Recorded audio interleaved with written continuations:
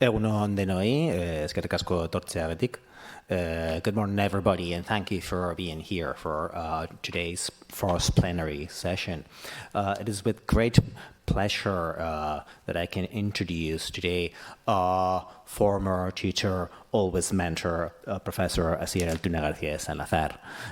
Professor Asier Altuna García Salazar is Professor of English Language and Literature at the University of Deusto. Is a former president of IAD, the Spanish Association of Irish Studies, and a former Basque Government Fellow at the University of Ireland in the Centre of Irish Studies in Galway and Deusto during the years 2003 to 2008. He's been visiting professor at such prestigious institutions as the UNAM in Mexico, Pune University, IIS Jaipur in India, University of Osaka in Japan, Sultan Qaboos and Nizwa universities in Oman, Kempep University in Kazakhstan, Xiamen University in China, and Queen's University in Kingston, Canada. He's an European expert in languages and was involved in SPEAK, a project funded by the European Commission on quality control and improvement. He's also participated in other various projects, such as a project on the dysfunctional Irish family funded by the Spanish Ministry for Economy and Competitiveness, and is currently involved in ENTRIDS and ENTRIS 2, two equally funded projects on the cultural practices of silence and vulnerability in contemporary Irish fiction. He's researched and published extensively on 19th century representations of Spanish and the Basque Country in Irish literature and on multicultural and transcultural Ireland. Today, Professor Altuna will delight us with his talk entitled The Relational Effects of Alterity in Contemporary Ireland, Kevin Curran's Youth. Without further ado, Professor Altuna, the floor is yours. Thank you very much, Richard, and a very good morning, everyone. It's always a great pleasure to be home. Not my home university, but home. I'm from Vitoria, and I live in Vitoria, but I teach and lecture in the University of Deusto. And as I'm always very, very picky with names and with all these ideas, I'm not a professor. I am an associate professor, or as I call it, and I like it better, a senior lecturer. So I prefer the British association to that of the Irish one. Right, so thank you very much for your kind words, and thank you to the University of the Basque Country and also Tartalo, and especially Euskara, right, the Basque Center for Irish Studies at this university. And now, my talk has nothing to do with the myth or the, let's say, the myth in the arts and the witches and all that, but actually a different topic, which is more related to contemporary Ireland and the Black Irish in particular. But I'll have it a go. Now, this talk analyzes, I hope it works-ish, this thingy. All right, yes, this talk, or my talk today, analyzes the representation of the relation and ethics of alterity in Kevin Curran's novel Youth, 2023, to show how recent Irish fiction addresses the plight of the young Black Irish in contemporary Ireland. Now, drawing on the combination of the ethics of alterity and relational ethics, I examine the stories of the young Irish other, with two second-generation immigrant teenagers, Angel and Princess, black and born in Ireland of immigrant parents and desperate to belong to society. In the novel, these youngsters constitute the faces of alterity, of the Black Irish other, who during the growing and identity formation processes depend on the relational ethics of empathy and solidarity. I contend that Youth narrates the importance of relational nodes which promote ethical solutions to alterity in an increasingly multicultural Ireland. As for Kevin Curran's works, his novels and short fiction have always dealt with the representation of the social, cultural, and political discourses of Ireland's new multicultural landscapes. His first novel, Beatsploitation, 2013, already gained him national attention for his brisk and fresh depiction of the Irish multicultural youth. The narrator was a racist teacher who interacted with the realities of new migrants against the backdrop of racism, illegal immigration, and deportation. In his second novel, Citizens, 2016, Curran approached Dublin's societal changes within a post-Celtic Tiger discourse. He also published short stories and has published short stories about Ireland's younger generations in major anthologies and literary magazines, such as The Stinging Fly, The Tangerine, and Young Islanders. And his non-fiction has appeared in newspapers such as The Guardian and The Observer, among many others.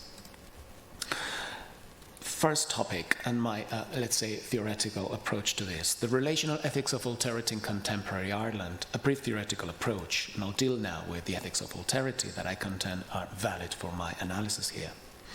Now, my talk follows Jean-Michel Ganteau's definition of the ethics of alterity as a disposition towards difference that originates in the interaction and exposure of the individual to others, and understands the ethics of alterity as a consideration of the young Black Irish individual as the vulnerable other, and also as an actor within discourses of human relationality in contemporary Ireland.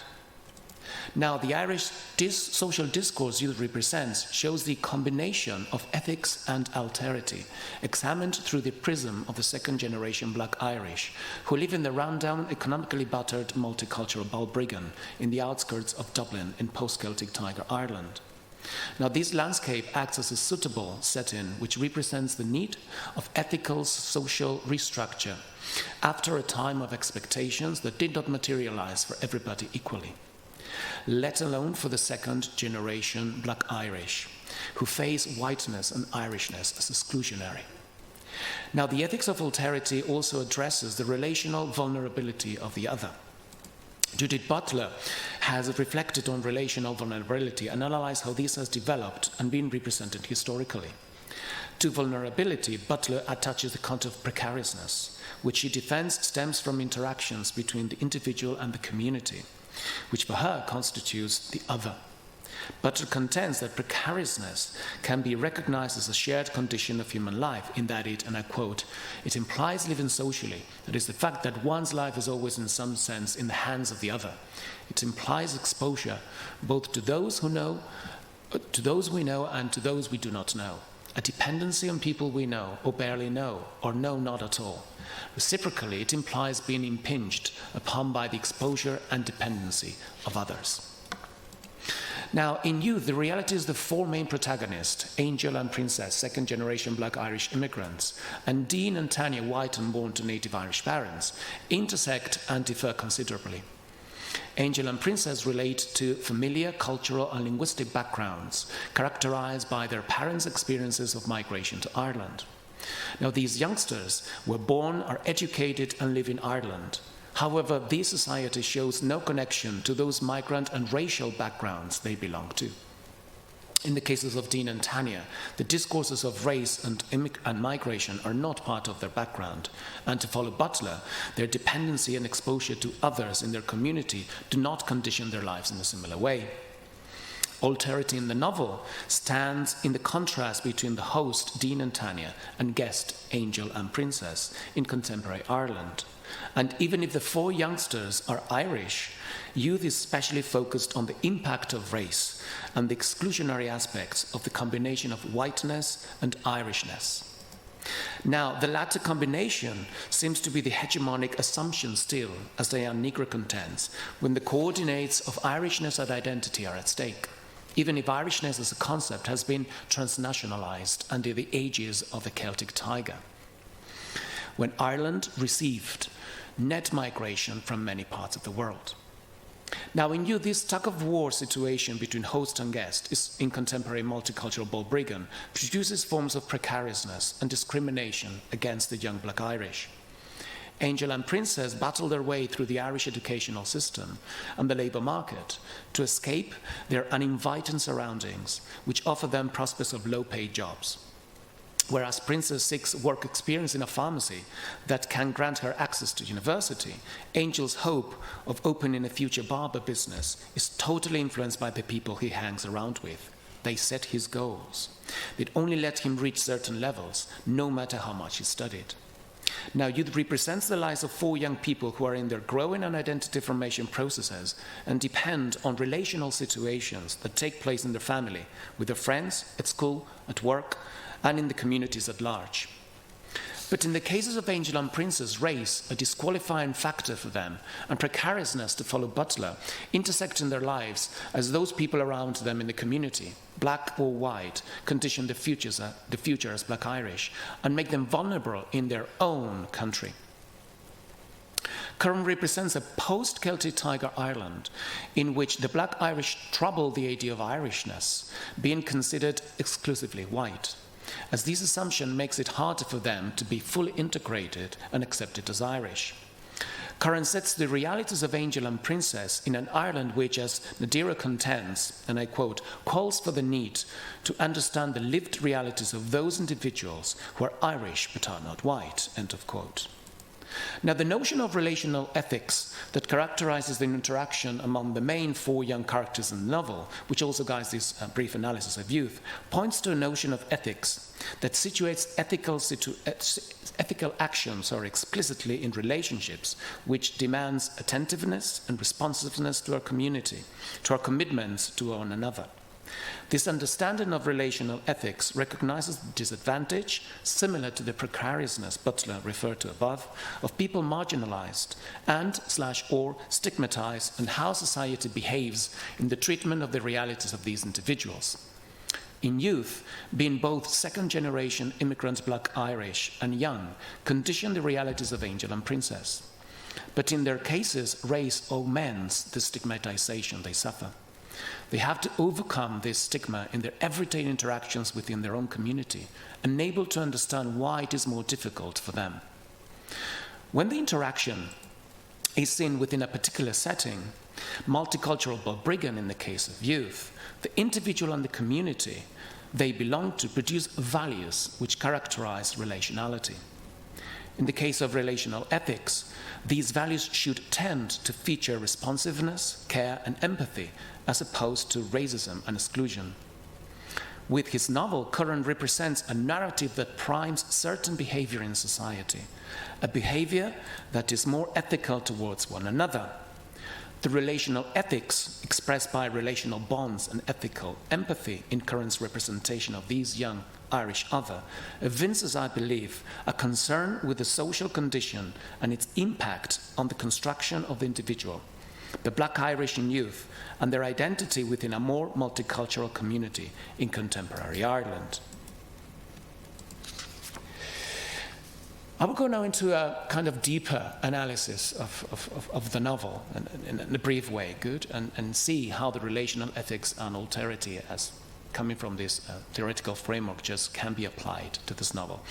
And to start, let's see if all this works now. Good. I am going to play a little video. This is not the one they told me to open, but I think it'll do the trick too. For, as a writer, just asking you about the first paragraph of your book, and I hope you'll forgive me if I read it out loud. It's short. He speaks in your voice. This is Angel. He speaks in your voice, Dublin. And there's something hopeful in the new edges of his words and phrases that has come through revolutions, generations, and across continents to be witnessed here on these streets now. I think that's a beautiful opening paragraph. And I wonder first if you could tell us, did that come as the beginning? Did you labor over it? It seems effortless. It seems absolutely beautiful way of starting the book. Yeah, thanks, Colin. Great to be speaking with you to start with, all the way from New York. It's so cool. Yeah, that came first. That was literally the first line in the piece. I would have written it maybe 6-7 years ago in school. During a Leaving Cert exam, I was supervising I was a reader in one room for one student, and the student left. And I remember just writing that line. I'd obviously been reading a bit of Don DeLillo at the time. I literally take the first line from, he speaks from In Your Voice American, so from Don DeLillo's Underworld. It was the same kind of thing, and it's just the same kind of epic response. But yeah, that was there from the start, but you know yourself, it was worked on so much. Even a year ago, I was submitting to see if a piece of the book would be put into a literary magazine, a little excerpt. And I remember emailing the editor and asking him about the first line, whether we put in have or has, and where do we put the stress? Is it on hope or is it on the language? And we settled on hope was where we stressed. So I'm glad we settled on that. Right, I just wanted to start with that interview between Comtabine, all known to many of you in here, and Kevin Curran himself. Good, with that first paragraph of the novel.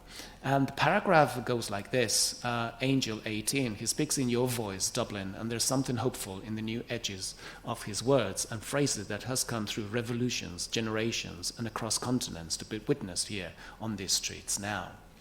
Now, you starts with this introduction to the second-generation immigrant Congolese-Irish Angel, who walks down Balbriggan Main Street with his friends, making up some new music bars for their YouTube rap videos. The paragraph represents youth, place, the migration identity of the new Irish, and the voice of Ireland today. Youth depicts the realities of the young, and how this has a strong presence of location, reproduces the language of today's young Irish, featuring social networks, the scrolling down of phone screens, rap music, and is atmospheric, I would say.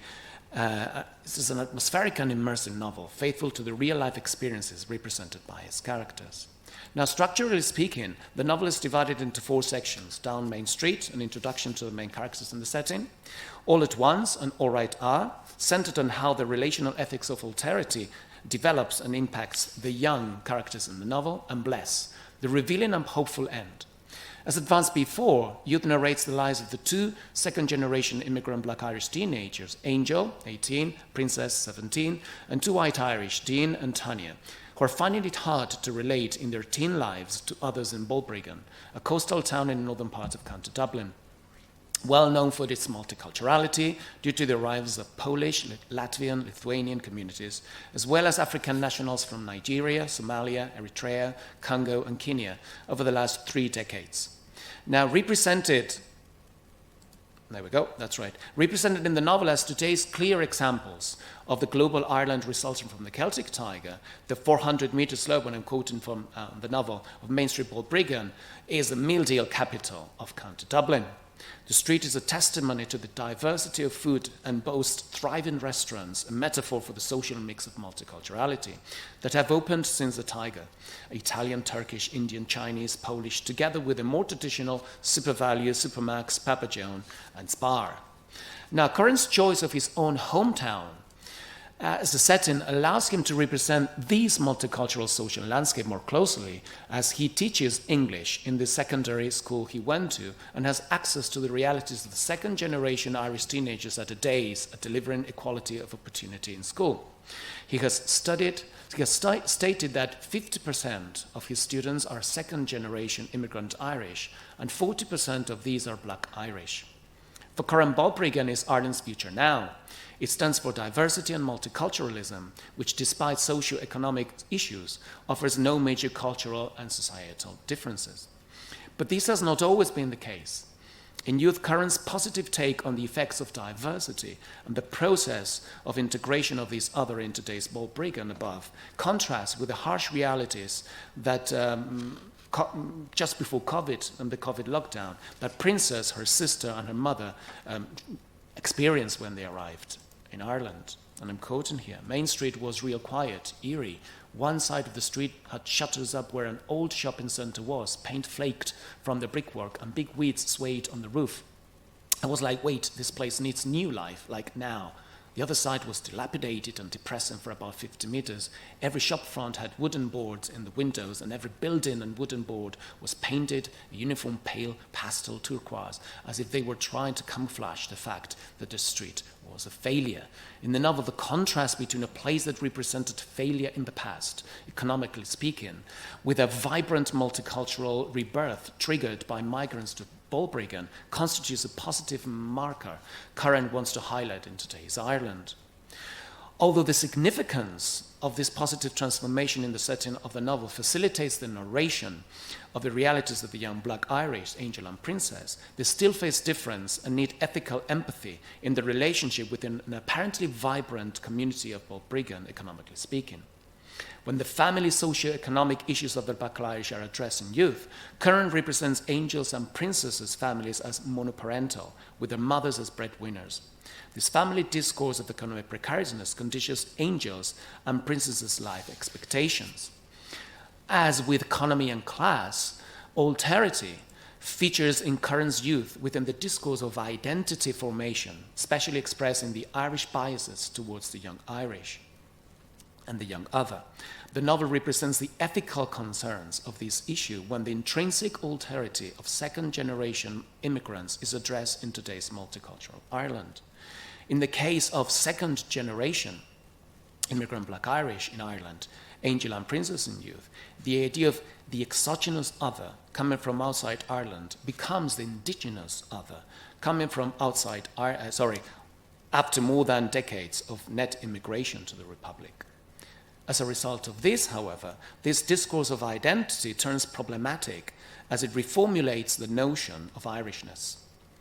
Feldman believes that in the case of Ireland, this debate, and I quote, has been limited primarily to the areas of ethno-nationalism and racism, end of quote. Nevertheless, the evolution of Irish society over this period has started to take into consideration the realities of second-generation immigrant Irish, including the Black Irish. These second-generation immigrant Irish, I could have added nuances to definition of identity that needs to come to terms with the concept of alterity in Ireland.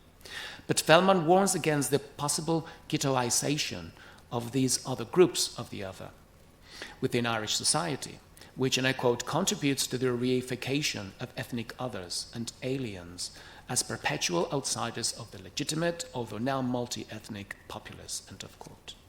With the case of these second-generation immigrant Irish youngsters, all born in Ireland, current youth represents the notion that in today's Ireland, the different other is already, and by definition, an intrinsic part of the Irish self.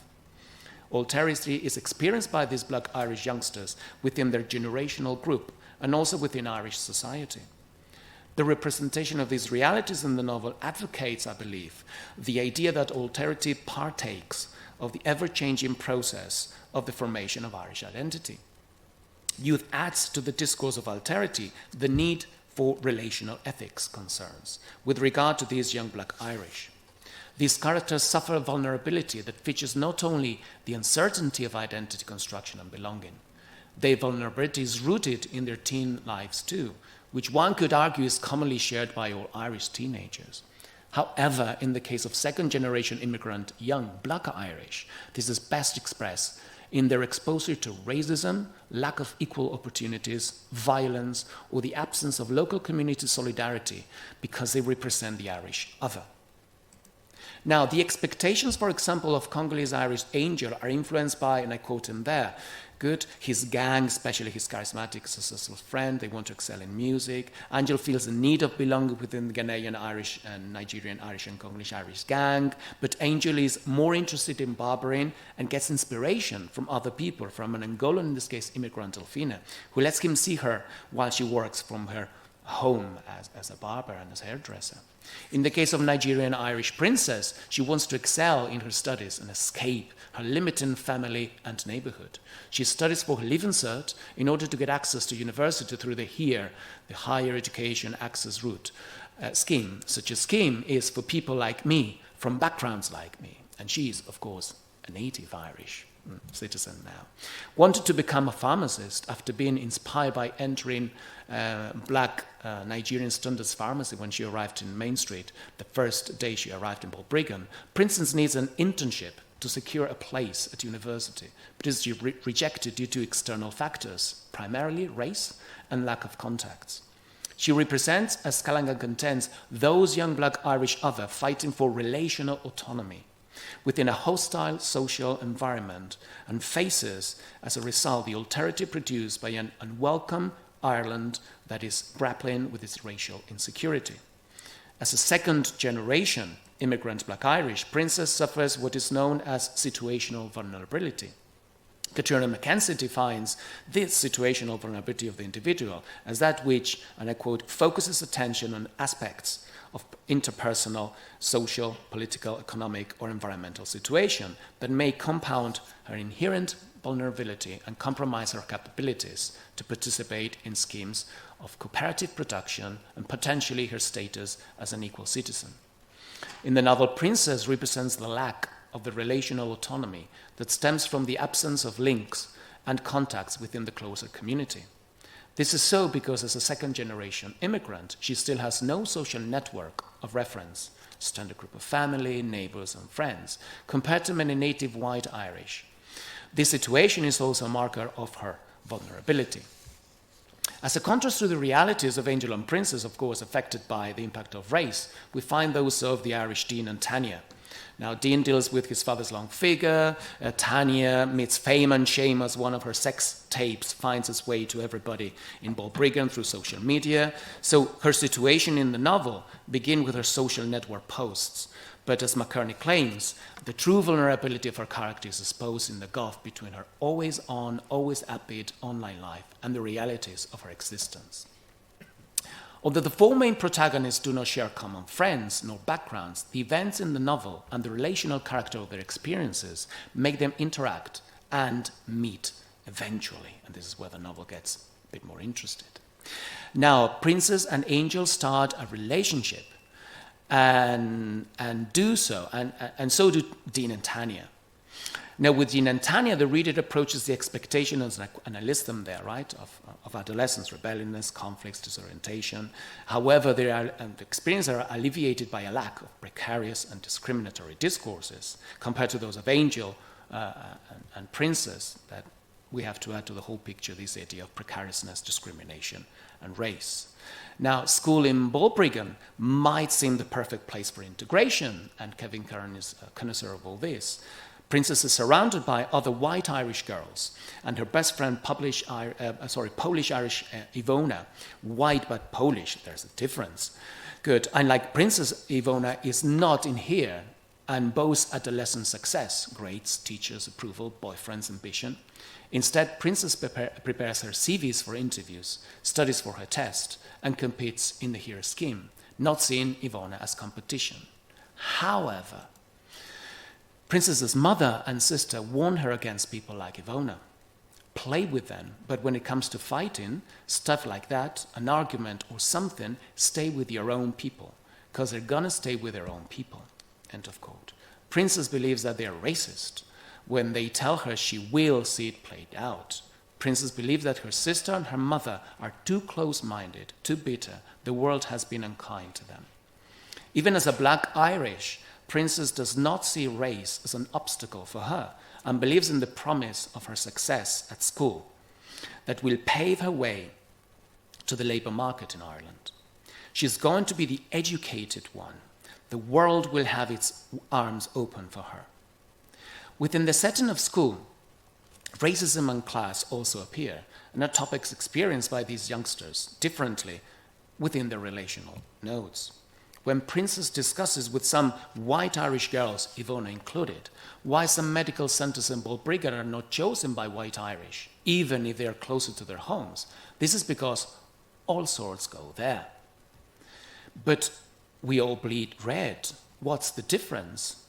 Princess says, angrily, who understands why she never saw any white Irish at the centre. Ivona, whose mother works as a cleaner in the school when most of the students are gone home, of course, remains silent because her family also goes to the centre too, and they are working class. This discussion represents the existing hierarchy of second-generation immigrants, black or white, who rank higher depending on race and class. Now, the streets of Balbriggan also offer the setting of relational nodes, which include the ethics of alterity as a marker. Princess experiences deception while looking for work placements at the 3 pharmacies in Balbriggan. In the first one, she is rejected because of her skin color and inappropriate African hairdo. This happens while Princess sees how the female assistant, a girl who used to be in her school, boasts blonde hair and Fanta skin. As for the owner, Princess believes that his face is an undercooked chicken lavender blush, definitely sunbirds. After that, her best friend, white Polish Ivona, is chosen as an intern over her. When finally getting a place at another pharmacy, Princess experiences discrimination totally. The owner complains that his establishment is becoming a charity for black girls in the town who also have dreams to be like me, the owner.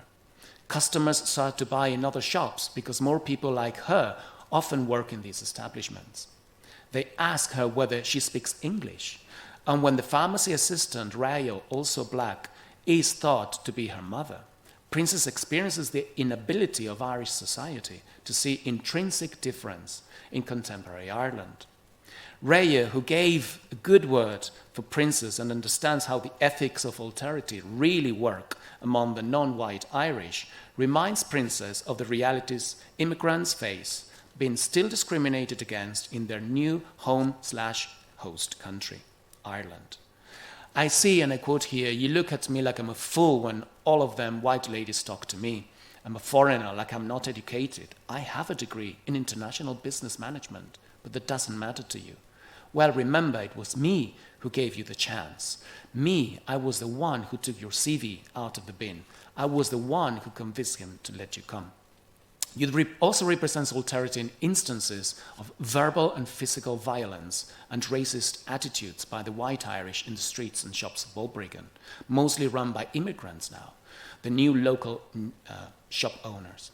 Barry, an adult friend of Tanya's, white Irish Tanya, father's, and infatuated with her after watching her sex tapes, represents the best example of racism by the native white Irish in his ignorance of the current multicultural reality of Balbriggan in Ireland. As Tanya recalls, Barry's constantly, and I quote, "giving out about the government and refugees and how Balbriggan needs to be given back to Balbriggan people. He's even making videos going to the Globan and Polski Delikatesy and the African store and shouting at the staff to give the shops back, Balbriggan shops for Balbriggan people." This atmosphere of rejection against the Irish other Barry exemplifies in youth favors the escalation of xenophobic events when Angel is the victim of a brutal racist attack by a gang of white Irish youngsters in the Super Valley he works in.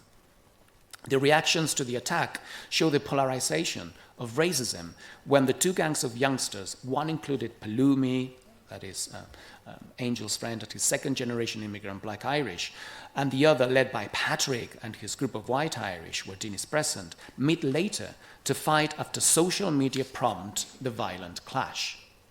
When the fight, recorded live, of course, for Paluma's socials, is about to start, alterity is expressed with the phrase, "all right, our."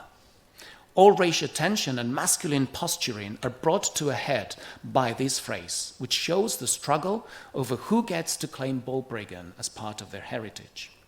The expression "all right, our," refers directly to belonging to Balbriggan and ran even before the Celtic Tiger and the multicultural reality of the district today.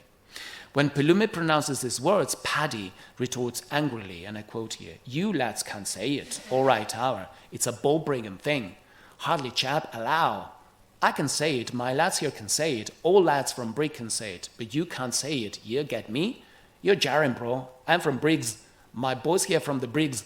These wet ends are dead, yeah, but they're mine. They are not yours, our lad. You'll never be yours. What you saying, bro? I'm saying, no, I'm telling you, you can't say all right, our. You lads don't even know what it means." But Curran's novel points to the need to still work on the notion of alterity in Ireland, because as Callanan claims in his review of the novel, the white and black divide is laid out clearly in the language of the plays, and although our protagonists start to reach across the divide, it is still a reality in the wider novel and in modern Ireland. The fight is stopped by all immigrant shop owners who do not want violence in Main Street Balbriggan. Now, the multicultural realities they represent favor the embrace of integration and support to one another, regardless of race, class, or origin in their home place now. After the attack, Angel needs to progress professionally in Balbriggan and wants to open a barber shop in Main Street.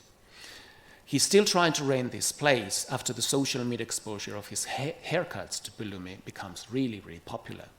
He wants to make it a place for other young people to relate to and feel included in their own town. And this is what he says. "This is more than just about me. Barbering is more than cutting hair. Like Delphina, yeah, out in Oakwood. Queues out her door, giving trims in her hallway, yeah. That's dead, you know? Not proper, hiding away like that. This is about being on the Briggs Main Street, opening our doors and having youngers stroll in and being all, yeah, these guys, yeah, black me. This place is gonna belong to me, you know, but basically them too, that's fresh. His expectations represent a positive integrationist motivation in his home, as he belongs to his place, Balbriggan. To do so, Angel strives to foster relational connections within his closer community. He becomes interested in barbering because of migrant Delphina in the past and sees how she's doing it and wants to adopt that way of working. He finds a part-time job in the SuperValu deli because the Polish run it.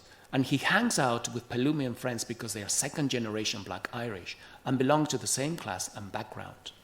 All these relations Angel cultivates represent what is known in relational ethics as intersecting social determinants.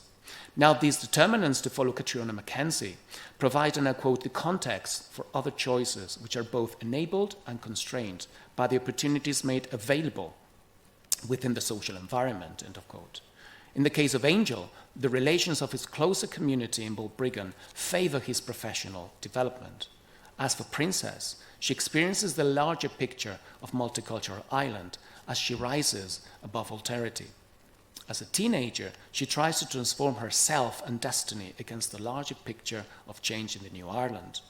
However, the reality she hoped for does not materialize as suspected and contrasts with her first idea of promise on her arrival in Balbriggan. As a result, Princess falls prey to desperation because of her vulnerability. Her academic and professional prospects face discrimination. And she says, the more I've done, the further away my goals have become. Maybe Tunda's pharmacy on the Main Street was an anomaly. For all I know, he has left Ireland, gone somewhere that encourages diversity, entrepreneurship. Maybe these streets aren't for me, aren't for people like me. Maybe I'm aiming too high, asking for too much, expecting too much. In the final part of the novel, once all Balbriggan finds out via social media about the fight between Pelumi and Paddy, Barry cannot understand why Tanya still hangs out with these black youngsters, because the last thing you want is them feeling like they belong. For Tanya, they are kids only. For Barry, immigrants. And it is easy for her to say that because she does not have to live beside them. Barry's behavior infuriates Tanya when she finds out that he will not rent his shop in Main Street to Angel. Nah, aren't I after finding out he's black? I'm not having an African barbers under my name. In a narrative twist, which situates positive transformation within the scope of individuals in the community, Tanya blackmails Barry to give the shop kids to Angel, unless Barry wants Tanya's father to know that Barry is flirting with her, an underage. The idea that Tanya helps Angel because she sees racist attitudes against him evinces Tanya's belief that showing ethical responsibility and accountability are part of her relational responsiveness. Tanya's behavior represents moral obligations towards other people in her closer community, no matter whether they are the Irish other or not. In the novel, Tanya's example of relational ethics characterizes, to follow Elizabeth Shaw, how, and I quote, relational ethics encompasses the territory in which people come to reflect on, think about, and decide on their obligations and responsibilities to self and other. Now, these reflections take into account personal and community values, morals, and preferences, end of quote. With Tanya's attitude, Karen represents what relational ethics entails in today's Ireland. As for Princess, her mood changes once she sees the examples like Angels can make her achieve her dreams in her community too. Success for this second-generation immigrant Black Irish youngster in her community comes from inspiration and the relational ethics of Delphina, Tanda, Rayo, and the immigrant owners of shops in Main Street before and now with Angel. And she quotes, Angel is a first of my generation, of locals in this town. Like Angel, I need to be making a mark in my community. He can be my inspiration. These times are unprecedented. Angel's going to make them precedented, and I can follow. I'm going to be right beside him when he opens that door, and then I'll be doing the same someday. Only my keys will be for my pharmacy.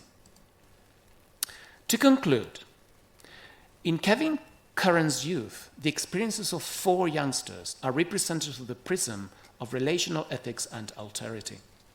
Whereas Dean and Tanya deal with family dysfunction, social media exposure, and adolescence in a way, Angel and Princess face racism and the lack of support that are part of an Ireland that is coming to terms with recent multicultural realities.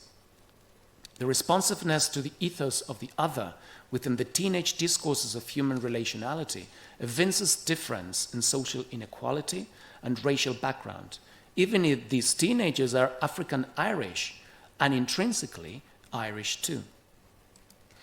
As a result, these second-generation immigrant Black Irish, who are in the growing and identity formation processes, face whiteness and Irishness as exclusionary and have to overcome obstacles that make their lives harder compared to other youngsters of their community. Accordingly, I contend that these young individuals experience the relational ethics of alterity represented in youth within their generational group and also within contemporary Irish society.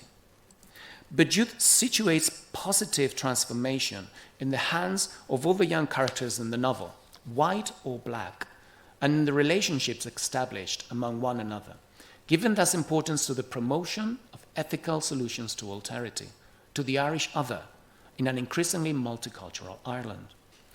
The same year that Kevin Curran published Youth 2023, he encapsulated the relational ethics of alterity present in today's Ireland in a paragraph in his essay Doing the Work, paying attention to secondary generation kids, the importance of school and solidarity.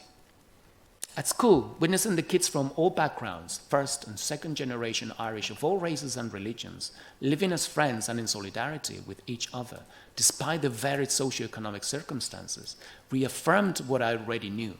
Kindness to yourself and others is ultimately all that matters. Eventually, the stories of Angel, Princess, and Tanya in Kevin Curran's Youth represent the progress of the much-needed ethical support that proves valid to overcome experiences of relational alterity in Ireland today. Thank you very much. It's 45 minutes, and it's 45 minutes. Thank you, Isir. Thank you very much for this very interesting talk. I think now we can open the floor for any questions that anyone here in the audience would like to perhaps ask Dr. Altune. Any questions or comments?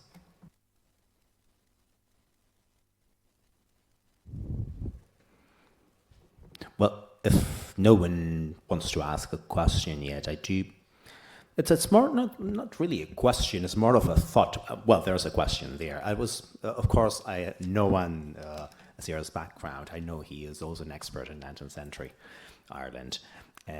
So I was wondering when I was listening to your talk about what is, of course, contemporary Irish literature. This idea of alterity, of a mix of our cultures, is actually not new, because it's true that Irish nationalism has sold this idea of the purity of the race, let's say, but that was never true. There was a mixture of Catholics, not just Catholics, Presbyterians, Protestant, Anglo-Irish elite, French, Spanish. That always happened. However, I have the feeling that this new sense of alterity is somewhat different. My question here comes as, is this a kind of new hyphenated Ireland where we have Congolese Irish or as opposed to Anglo-Irish, for example, and it's just purely based on the color of his skin? Because perhaps, I know, maybe I should stand here corrected, but I see a difference with those white or whiter immigrants coming from Poland, for example, into Ireland. So I was wondering, Azir, if you had any thoughts on this. Right, let's see how I can, well, thank you for your comment, question, and query, and we'll probably need a lot of time to answer that question, because of course the idea of the other and otherness is also part of the post-colonial and colonial discourse in literary criticism. And of course, you can go back to the 19th century with the hyphenation of the Anglo-Irish and Ireland, and also the hyphenation and the hyphen has been, I would say, relevant and pervasive till as Declan Kuypert and even Comte Bean himself. And one of the former presidents of Ireland, Mairead McAleese, also said the idea of the hyphenated Ireland has always been there, not only socially, economically, religiously, and very pervasive, I would say, to the 1980s and 90s, and into the 90s. Now, of course, that is valid in that context and has been a powerful marker of many of the critics of the time, in the saying, okay, this is the Anglo-Ireland, 19th century, this is the Irish and the Brits, this is the Catholics and the Protestants and Presbyterians also in the north. If you go to the beginning of the 20th century, then of course the Anglo-Irish Treaty, and then you have Ulster, and then who has the Irish other as those who were Catholics and were not Catholics. But you get, and of course there was migration also to the north and also to the south before the Celtic Tiger in the 1990s. But when the Celtic Tiger in a way appeared, that hyphenation changed as a concept. I mean, that hyphenation that was in a way telling us about the idea of identity and Irishness as a powerful marker for critics before that, for society, changed in a way that the reality was different. And a reality that was not only based on race, skin color, but also differences in religion, in other religions outside Catholic and Protestant and Presbyterian, but also in provenance and origins. So the marker of that hyphen, I would say, doesn't prove valid anymore in today's Ireland. And many critics, and even myself, are just contending that we don't want to go to this multicultural, and we cannot defend a multicultural Ireland. We have to go for and we had a wonderful video last night, as some of you missed, with Donald Looney and Planxty. And there was a writer there, contemporary Irish writer, Hugo Hamilton, who defends that this idea of hyphenation is not valid anymore in, number one, in a global world, and number two, in an Ireland that is more transcultural than multicultural. And the idea of transculturality engulfs this idea of the hyphen is no more valid. I mean, how can you tell a second generation or a third generation, let's say, Irish immigrant, black Irish, that he has to be calling himself Congolese Irish or African Irish? No, excuse me, I'm Irish by definition, end of the story. So whatever I have there as a background doesn't have to be a hyphen that makes a difference between what I am, my reality, and what we have in here. So many critics in Ireland now, and also many of the literary representations, and I really, I would recommend that all those of you interested in contemporary Ireland, look at this idea of how second and third generation, let's say migrants, black Irish and not black Irish, how they are writing, literally speaking, and how they're producing all these art representations about an identity that gets away of this, let's say, I would say, facile assumption of the hyphen. All right, and it's either like this and that. No, that is not valid anymore. And society and civil society is actually, in Ireland particularly, is powerfully defending the idea of this transculturality, which at the end of the day is the way the world goes, and not only now, has always gone.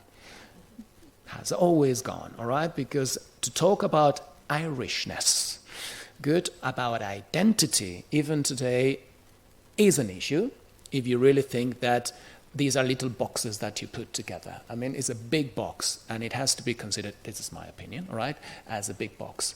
We come from sometimes, I'm Basque, all right, as you are, good, and we come sometimes from a forcefully and fiercely hyphenated society, good, and it doesn't go that way, I think, good, it doesn't have to be understood in that way. And in the case of Ireland, the idea is that the example is so fresh and new, and it's so powerful in the contrast of what happened just before the Celtic Tiger in 1990 and what over the last 30-something years has happened and produced. I remember that the first time that people started to write and talk about multicultural Ireland was only 20-some years ago. And I remember I was in a conference, and Nacho was here too. We were in a conference in A Coruña of the Spanish Association for Irish Studies, and we would talk about the new Irish. And it was like 2007 or 8. Good. And I remember that somebody said, fine, what you're saying about the multicultural, the hyphenation could be right, but wait and see what happens in 20, 30, 40 years when these people who we are now calling have something, Irish something, are Irish per se. And I think that's the answer to that, the transcultural element of society. And of course, I am not a sociologist, and I'm mainly dealing with, and briefly and humbly, with literary representation, but I'm really, really interested in all the literary representations, movie representation, music representations of these second and third generation people who are actually shaking, I would say, the pillars of what identity is in Ireland. And I think it's fascinating to see all that. Sorry, I think I went... No, that's very inspiring as always. Thank you for your answer. Are there any other questions? We still have a couple of minutes if someone wants to ask a quick question. If not, otherwise, we are heading for a break right now that starts right now, and it'll finish at 11:30 when PJ Matthews will deliver his plenary talk as well. So if you want to join us in the coffee shop in the cafeteria over there, we'll all have a coffee together. Thank you very much. Round of applause, please.